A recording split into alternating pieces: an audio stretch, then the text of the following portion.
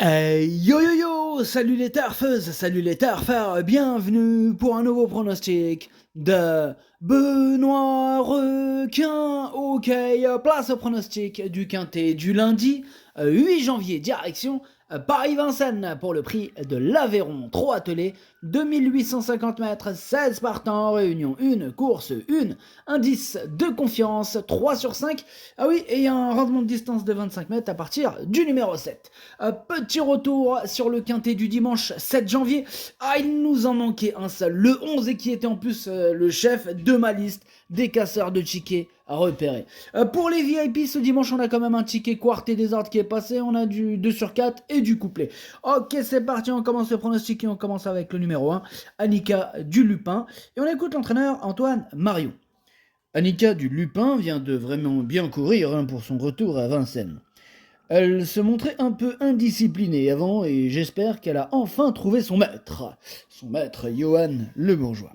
Alors c'est un lot un peu relevé ici, mais si elle reste sage, elle a le droit d'être quatrième ou cinquième.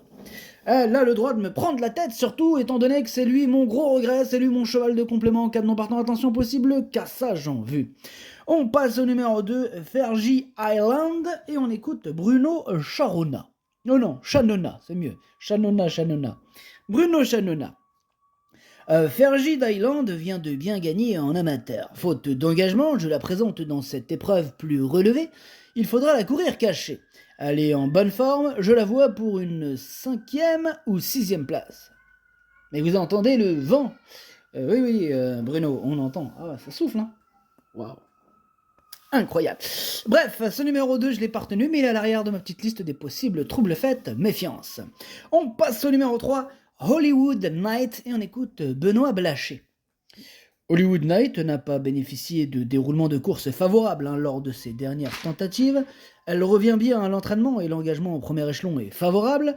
Cela dit, l'opposition est sérieuse au second poteau. Avec un parcours sur mesure, je la crois toutefois capable d'accrocher la 5e, voire la 4e place. Carrément la 4e place. Moi je suis pas d'accord avec lui, avec Benoît là. Non, moi ce numéro 3, je l'ai pas du tout retenu. J'espère ne pas me tromper, en tout cas, ouais. J'en ai vraiment préféré d'autres. On passe au numéro 4, Folie Darling, et on écoute Jean-Robert Declerc.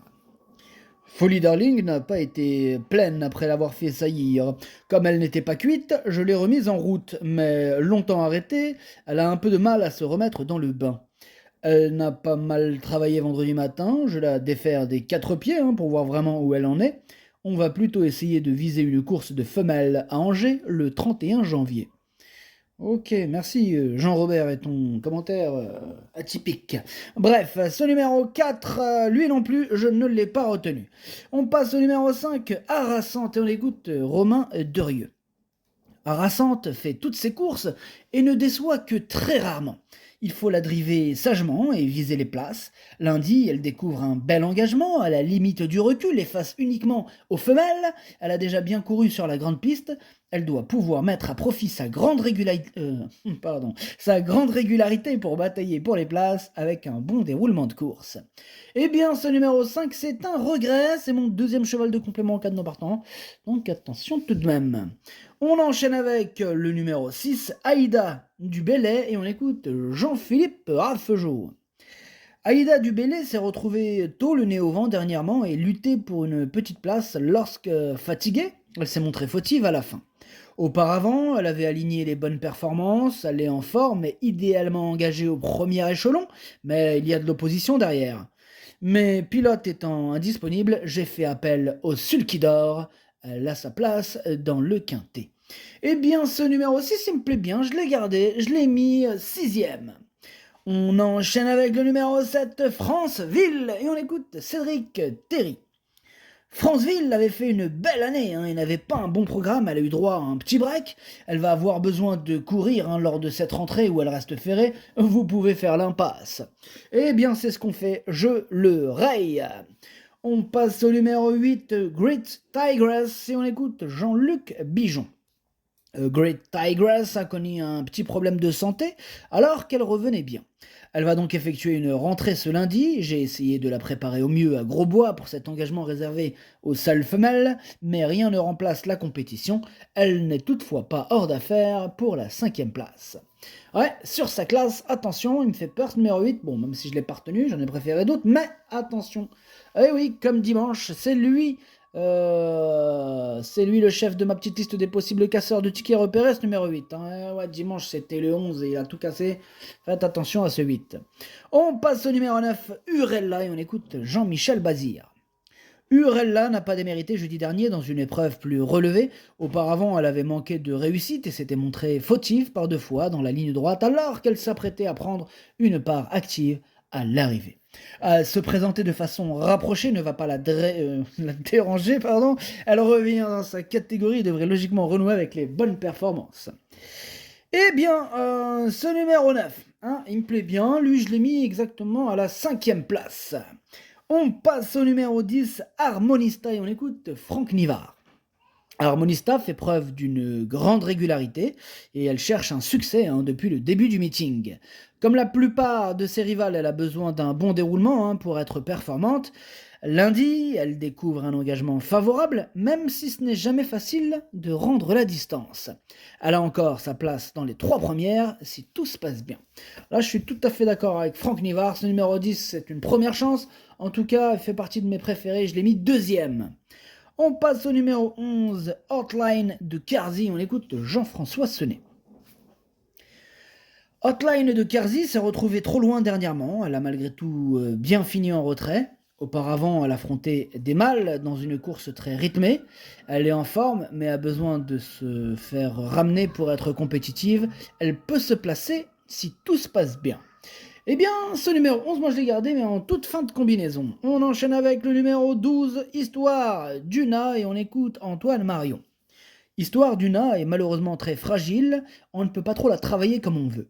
Donc, on compense un peu avec les courses. Elle est mieux en venant de derrière, c'est un peu sa course de l'hiver, j'y compte beaucoup. Oh là là, on sent cette chaleur, on l'a entendu, il y compte beaucoup, il a visé cette course. C'est d'ailleurs lui mon préféré, je l'ai bien sûr installé en tête. On passe au numéro 13, Grindelwald, et on écoute Alexandre Abrivard. Grindelwald doit être menée battue. Ses 2 derniers parcours montrent qu'elle a retrouvé la grande forme et en se faisant ramener sur un plateau, elle a sa place dans le quintet. Moi, il me plaît bien ce numéro 13, j'y crois, je l'ai gardé assez haut, je l'ai mis 4e. On passe au numéro 14, Gloire du Perche, et on écoute Vincent Seguin. Gloire du Perche a été malheureuse la dernière fois avant de tracer une superbe ligne droite. Dommage qu'elle se soit retrouvée trop loin. Elle a bien couru lors de ses 3 sorties du meeting, elle est prête à gagner sa course. En faisant le dernier kilomètre, c'est comme ça qu'elle est le mieux. Elle va évoluer sur la distance qu'elle préfère, sa place est dans les 3 premières.